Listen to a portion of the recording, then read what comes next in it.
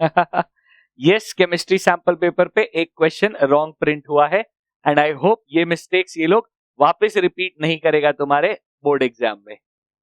Hello everyone, welcome to the YouTube channel of Deepak tuition centre.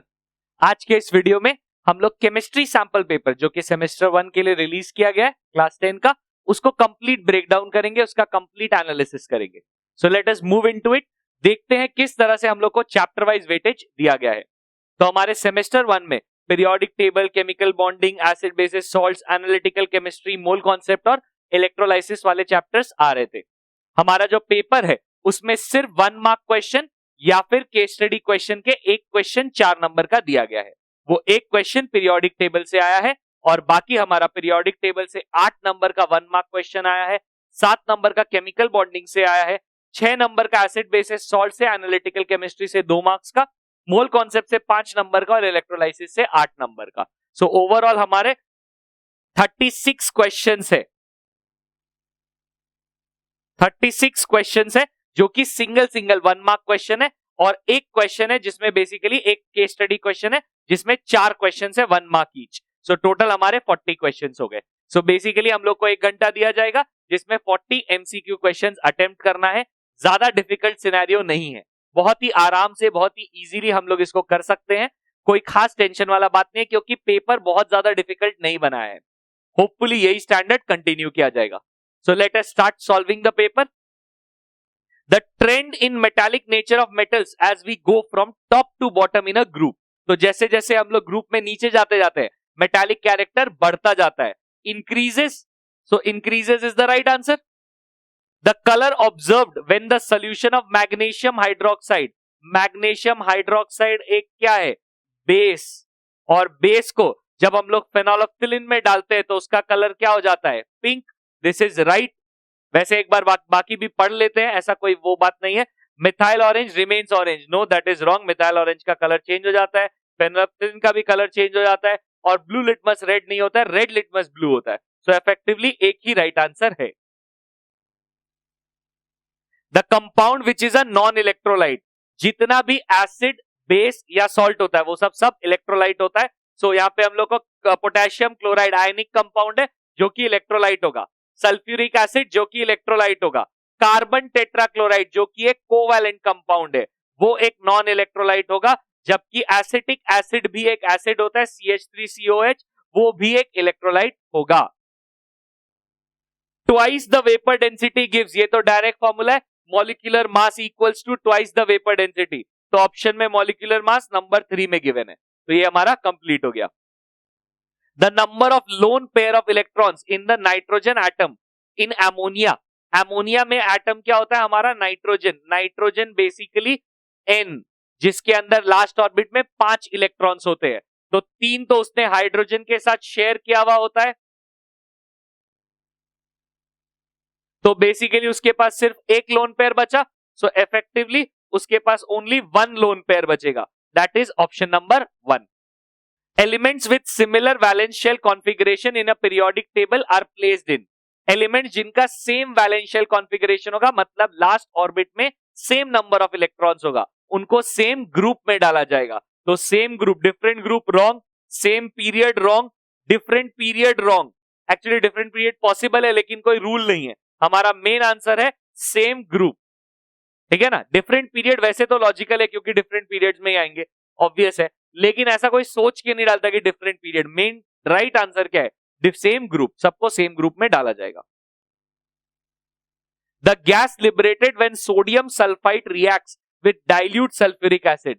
Sodium sulphide जब dilute sulphuric acid से react करता है, जितने भी सल्फाइड्स जब रिएक्ट करते हैं तो वो क्या प्रोड्यूस करते हैं? वो सल्फर डाइऑक्साइड प्रोड्यूस करते हैं। सल्फाइड्स जब रिएक्ट करते हैं IDE, तब हाइड्रोजन सल्फाइड प्रोड्यूस होता है। तो सल्फाइड्स रिएक्ट करते हैं, सल्फर डाइऑक्साइड प्रोड्यूस होता है। Thickness of metal coating during electroplating depends on, कितना थिक होगा हमारा metal coating? Depends upon obviously duration of current passage. आप कितनी देर तक करंट पास कराओगे? अगर करंट जल्दी रोक दोगे तो पतला सा कोटिंग होगा, करंट देरी तक रोकोगे तो कोटिंग हमारा ज्यादा होगा। तो automatically 1 is the right answer. Low current obviously not, nature of cathode और प्योरिटी ऑफ एनोड से कोई लेना देना नहीं है। Ionic bonding is seen in, ionic bonding किस में देखा जाता है? ऑब्वियसली एक मेटल और एक नॉन मेटल। मीथेन में कोई मेटल नॉन मेटल नहीं है, हाइड्रोजन नहीं है, अमोनिया नहीं है, सो इफेक्टिवली एक ही आंसर हुआ, sodium oxide. The molecular formula of an organic compound is C6H12O6, ये तो ऑब्वियसली ग्लूकोज है। And the empirical formula is CH2। Molecular formula से एम्पेरिकल फॉर्मूला कैसे आता है?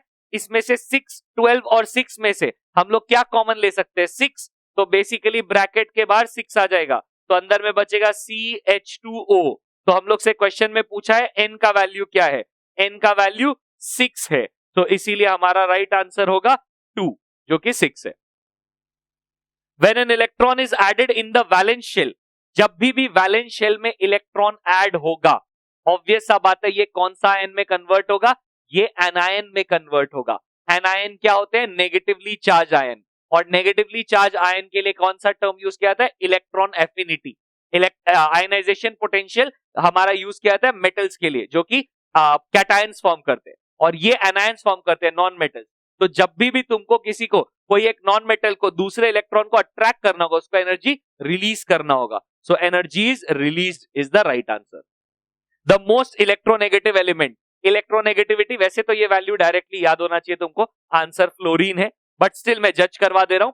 इलेक्ट्रोनेगेटिविटी क्या होता है? इलेक्ट्रोनेगेटिविटी कहां पे सबसे ज्यादा होता है? इलेक्ट्रोनेगेटिविटी जैसे जैसे पीरियड में जाते हैं हम लोग को, अक्रॉस अ पीरियड बढ़ता है, तो बेसिकली राइट साइड में ज्यादा होगा, और डाउन द ग्रुप घटता है, इसका मतलब टॉप साइड में ज्यादा होगा। तो राइट टॉप में अगर तुम पीरियोडिक टेबल में, obviously ignoring the last group, क्योंकि वो तो नोबल गैसेस है, वो रिएक्ट नहीं करते, तो वैसे सिनेरियो में fluorine is the right answer, तो fluorine is the right answer. The bond in carbon tetrachloride CCl4, तो 4 Cl है, ऑब्वियसली चारों के साथ कार्बन का सिंगल कोवैलेंट बॉन्ड है, तो single covalent bond is right answer. The type of bonding present in nitrogen molecule, nitrogen के last orbit में 5 इलेक्ट्रॉन्स है, और उसको 3 और चाहिए, तो वो ट्रिपल कोवैलेंट बॉन्ड फॉर्म करता है, तो triple covalent bond is the right answer. The compound with empirical formula XY2 has the vapour density equals to its empirical formula weight, तो हम लोग को क्वेश्चन में गिवन है vapour density is equals to empirical formula weight, और हम लोगों को पता है वेपर डेंसिटी क्या होता है? मॉलिक्यूलर मास बाई 2, क्योंकि molecular mass twice into vapour density, तो इस बाई 2 को अगर मैं क्रॉस ट्रांसफर कर दूं तो ये हो जाएगा 2 इंटू एम्पेरिकल फॉर्मूला वेट, और हम लोगों से क्वेश्चन में बोला है मॉलिक्यूलर फॉर्मूला निकालो, तो उसके लिए n निकालना पड़ेगा। n क्या होता है? Molecular mass divided by empirical formula mass, so empirical formula wait that would be equals to 2 into empirical formula weight divided by empirical formula weight, जो कि कट जाएगा, इफेक्टिवली n का वैल्यू 2, तो हमारा एम्पेरिकल फॉर्मूला के बाहर में ऐसे 2 लग जाएगा, जब 2 खुलेगा तो X2Y4 हो जाएगा, तो हमारा आंसर हो गया X2Y4। तो बहुत ही सिंपल आंसर है। Identify one statement that does not hold true for electro refining of copper, तो इलेक्ट्रो रिफाइनिंग ऑफ कॉपर जब हम लोग करेंगे तो कौन सा इनमें से स्टेटमेंट है जो ट्रू नहीं होगा? Electrolyte is acidified copper sulphate solution, obviously acidified copper sulphate solution is the right answer, तो डज नॉट होल्ड ट्रू बोला है, मतलब ये आंसर नहीं हो सकता क्योंकि ये तो ट्रू है। Cathode is a thin strip of impure copper, तो thin strip of impure copper में कैथोड में thin strip of impure copper रखेंगे, ये रॉन्ग स्टेटमेंट है क्योंकि कैथोड में thin strip of pure copper रखेंगे, सो इफेक्टिवली ये राइट आंसर हो गया। लेकिन इस क्वेश्चन में एक थोड़ा सा ग्लिच है, अगर हम लोग यहीं पे चले तो 2 राइट आंसर है, आगे पढ़ने का जरूरत नहीं है, जो कि जनरली हम लोग करते हैं, लेकिन क्योंकि इस पर्टिकुलर क्वेश्चन में प्रॉब्लम है तो मैं आगे भी पढ़ रहा हूं।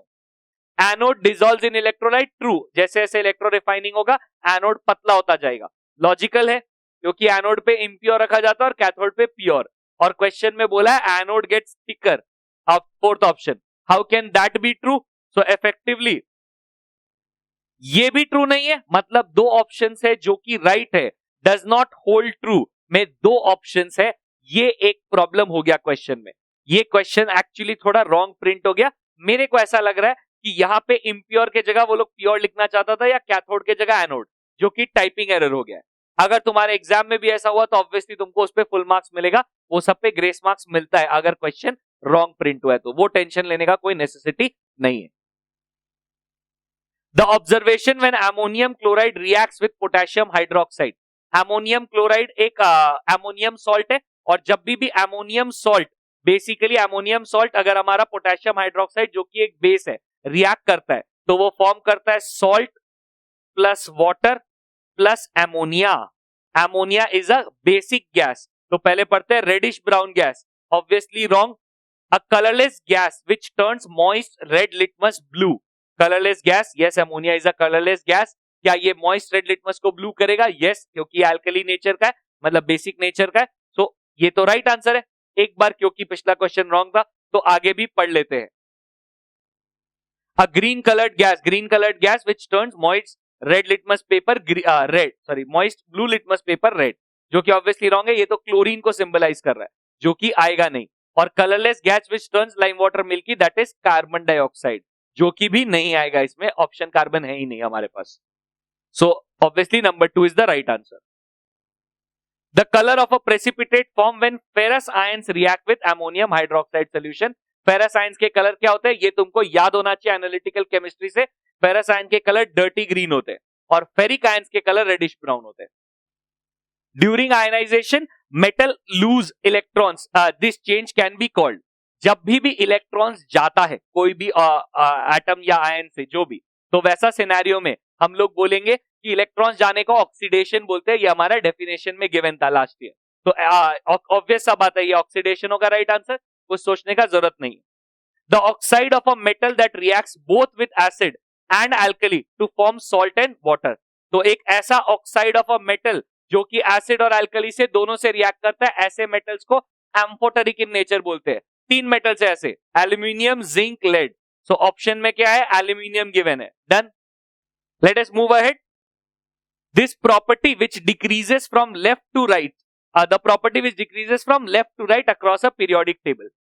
एक चीज मेरे को याद है, वैसे अभी हमने डिस्कस भी किया था कि जो हमारा इलेक्ट्रॉन एफिनिटी है वो electronegativity, electron affinity, ionisation energy, तीनों का सेम रूल होता है और वो लेफ्ट टू राइट इंक्रीज करता है। तो ऑटोमेटिकली ये 3 तो मेरा आउट हो गया, ऑप्शन मेटालिक कैरेक्टर बचा, जो कि लॉजिकल भी है। जैसे जैसे हम लोग लेफ्ट टू राइट चलते हैं पीरियोडिक टेबल में, मेटालिक कैरेक्टर डिक्रीज होता है और नॉन मेटालिक कैरेक्टर बढ़ता है।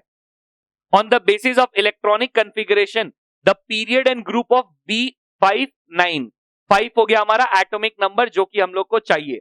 सो एटॉमिक नंबर इक्वल्स टू 5 और 5 से हमारा इलेक्ट्रॉनिक कॉन्फ़िगरेशन आएगा 2,3। तो बेसिकली ये कौन से पीरियड में लाई करेगा, ये सेकेंड पीरियड में लाई करेगा और इसका ग्रुप होगा 3।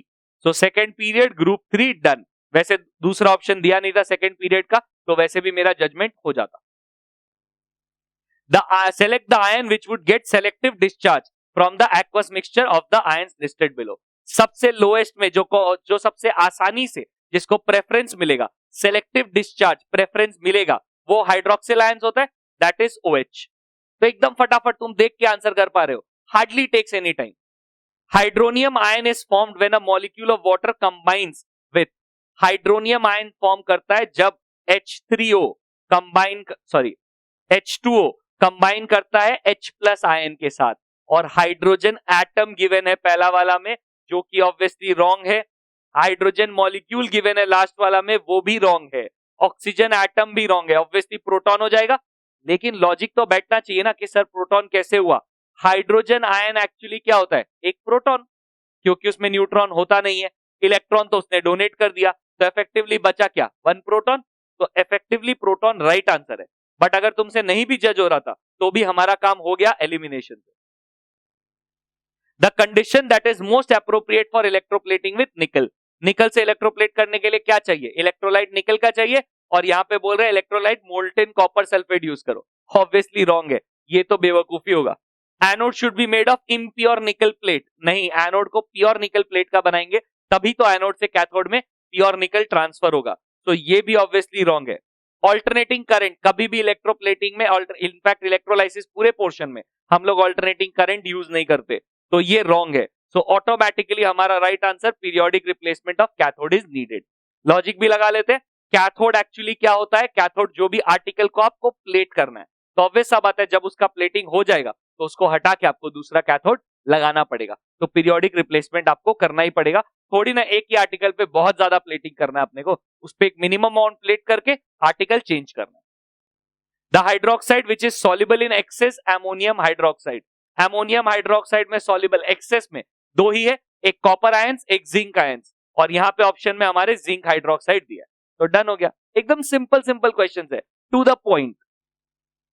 विच statement is not true for electrolysis? कौन सा स्टेटमेंट ट्रू नहीं है? ट्रू है वो नहीं, जो ट्रू नहीं है वो राइट है, तो जो ट्रू है वो रॉन्ग है। So cations migrate towards cathode, obviously ये तो राइट स्टेटमेंट है, क्योंकि कैटायंस का नाम तो कैटायंस इसीलिए पड़ा क्योंकि वो कैथोड के पास जाते हैं। वी आर कॉल्ड इंडियंस क्योंकि हम इंडिया में रहते हैं। People who live in America उनको अमेरिकन्स बोलते हैं। वैसे ही जो कैथोड के पास जाते हैं वो कैटायंस, जो एनोड के पास जाते हैं वो एनायंस। लॉजिकल है।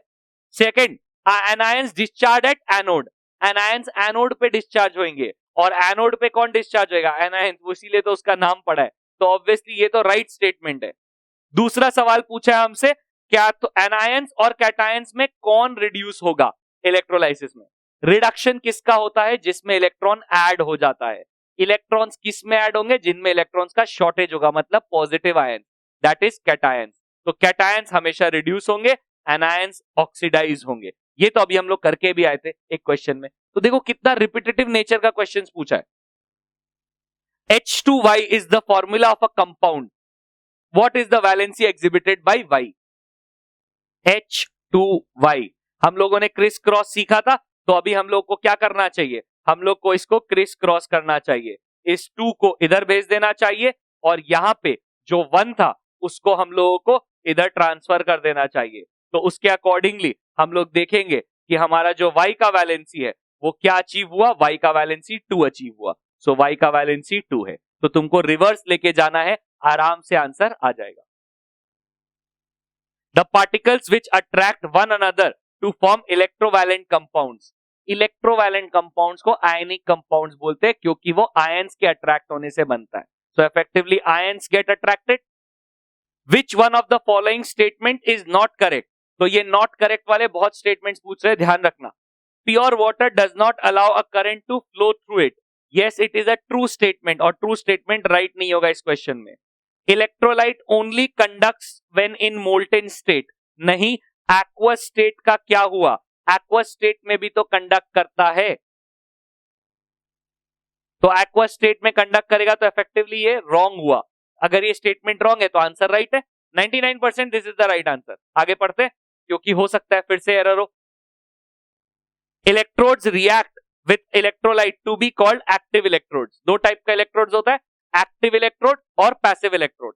पैसिव इलेक्ट्रोड इलेक्ट्रोलाइसिस में पार्ट नहीं लेता, एक्टिव इलेक्ट्रोड्स इलेक्ट्रोलाइसिस में पार्ट लेता है। तो एक तरह से we can say they react with electrolytes. Though the statement is not 100% accurate, but the statement is also not 100% wrong. Active electrodes वो होते हैं जो रिएक्ट करते हैं, और क्योंकि इलेक्ट्रोलाइट ही है तो बेसिकली वो इलेक्ट्रोलाइट से रिएक्ट करते हैं, तो वैसे सिनेरियो में ये स्टेटमेंट को ट्रू बोला जा सकता है। तो इफेक्टिवली ये अल्टीमेटली आंसर रॉन्ग हो गया। Ions must be present in the electrolyte in order to conduct electricity, which is obvious, ये तो डेफिनेशन में ही आ जाएगा। सो ऑप्शन हमारा 2 हो गया। तो कुछ कुछ स्टेटमेंट वाइज जो क्वेश्चन है वो बहुत ट्रिकी दे रहे हैं, कुछ 100% रॉन्ग है और कुछ 80% रॉन्ग है, 60% रॉन्ग है। तो वैसा सिनेरियो में 100% रॉन्ग वाले को चूज करना पड़ेगा। The salt formed by partial replacement of hydrogen ion of an acid by a basic radical. तो बेसिक रेडिकल जब हाइड्रोजन आयन को रिप्लेस करेगा तो पार्शियली रिप्लेस करेगा, और अगर पार्शियली रिप्लेस करेगा तो वैसा सिनेरियो में हाइड्रोजन रह जाएगा। तो sodium sulphide, magnesium hydroxide, potassium sulphate और जिंक हाइड्रोजन सल्फेट में सिर्फ लास्ट वाले में हाइड्रोजन है, तो ऑटोमेटिकली आंसर 4 हो गया। Alkali which disassociates only partially in aqueous solution. तो सबसे पहले तो सॉल्युबल है कि नहीं है वो जज करना पड़ेगा। सो एल्कली होने के लिए तो सॉल्युबल होना पड़ेगा। लिथियम हाइड्रोक्साइड इनसॉल्युबल, क्योंकि सिर्फ 4 सॉल्युबल एल्कलीज है एटलीस्ट हमारे सिलेबस में, sodium hydroxide, potassium hydroxide, calcium hydroxide और अमोनियम हाइड्रोक्साइड। तो ये तो lithium hydroxide out of the question हो गया। इनमें से जो डिसएसोशिएट पार्शियली करेगा वो ऑब्वियसली एक वीक एसिड होगा, जिसमें से मेरे को पता है कि सोडियम और पोटेशियम हाइड्रोक्साइड एक स्ट्रॉन्ग एसिड है, तो ये दोनों आउट हो गया। और कैल्शियम और अमोनियम हाइड्रोक्साइड वीक एसिड है, तो calcium hydroxide is the right answer. The property that matches with elements of the halogen family are, halogen family basically non reactive होता है, लिखा है they are chemically highly reactive, obviously not. They are metallic in nature, no they are neither no metals non metals. They are monoatomic in their molecular form, yes molecules क्योंकि react तो करते ही नहीं है तो मोनोएटॉमिक होते हैं। Last वाला भी पढ़ लेते हैं, they have 1 electron in their valence shell, नहीं दे हैव 8 इलेक्ट्रॉन्स या फिर 2 electrons in their valence shell. Cathode is a reducing electrode, reduction किसका होता है, फिर से डिस्कशन अभी हम लोग करके आए थे, रिडक्शन होता है जब इलेक्ट्रॉन गेन करता है। इलेक्ट्रॉन जब हम लोग गेन करते हैं तो जिस आयन ने इलेक्ट्रॉन गेन किया उसको कैथोड ने दिया होगा, इसका मतलब कैथोड के पास अच्छा खासा इलेक्ट्रॉन्स होगा, so effectively it has less number of electrons. No, cathode is the negatively charge electrode, तो ऑब्वियस सा बात है उसके पास इलेक्ट्रॉन्स बहुत ज्यादा होगा, लॉजिकल है। It has deficiency of electron, same चीज डिफरेंट लैंग्वेज, ये तो ऑब्वियसली रॉन्ग है। Cations gain electrons from cathode, ये तो पक्का राइट है, हम लोग को पता है। और लास्ट वाला anions lose electrons to cathode, anions cathode के पास आते ही नहीं है, तो इफेक्टिवली लास्ट वाला भी रॉन्ग है। तो 3 एलिमिनेट करते ही चौथा राइट हो ही जाता है। The simplest ratio of atoms of carbon and hydrogen is 1:1। Possible options क्या होगा, हर एक का तुम सिंपलेस्ट रेशियो निकालो। इसमें कार्बन 6 हाइड्रोजन 6, तो 6:6 क्या होगा 1:1, पहला ही राइट हो गया, कोई टेंशन नहीं है। बाकी फिर भी ओरली एक बार बाकी सबका निकाल लेते हैं, तो हम लोगों का 2:4, so that would give me 1:2, last का 6:2, so that would give me 3:1, और एकदम लास्ट 3:4 का 3:4 ही होगा, तो बाकी तीनों तो ऑब्वियसली रॉन्ग है। The empirical formula of the compound CH2, the possible molecular formula क्या होगा, सेम लॉजिक, कॉमन निकालो, जितना कॉमन निकलता है और उसके अकॉर्डिंगली जज करेंगे। फर्स्ट वाला में से 3 कॉमन निकलेगा और यहां पे बचेगा CH2O, वाह एम्पेरिकल फॉर्मूला मिल गया, पहला ही राइट ऑप्शन है। दूसरा वाला भी देख के दिखा देते हैं, इसमें से तो कुछ कॉमन निकलेगा ही नहीं। नेक्स्ट वाला में से भी कुछ कॉमन नहीं निकलेगा क्योंकि 4 3 2 है। लास्ट वाला में से हमारा 2 कॉमन निकलेगा और बचेगा C2H3O, which is again not matching the empirical formula, तो हम लोग का फर्स्ट वाला राइट आंसर है, easy to get. Now last question, हमारा केस स्टडी आ गया। केस स्टडी इस बार पीरियोडिक टेबल पे दिया है, पीरियोडिक टेबल का हम लोग को एक तो एक्सट्रैक्ट दिया है, ठीक है, कोई दिक्कत नहीं है। इसमें बोला है in the above table some elements are mentioned with their own symbol and the position of the periodic table while others are shown with a letter, ठीक है, अपने को क्या फर्क पड़ता है। Answer the following question, identify the most electronegative element. वैसे तो मोस्ट इलेक्ट्रोनेगेटिव एलिमेंट फ्लोरीन होता है, और फ्लोरीन कहां होता है, फ्लोरीन होता है second period 7th row, second period 7th row, so effectively J is the right answer.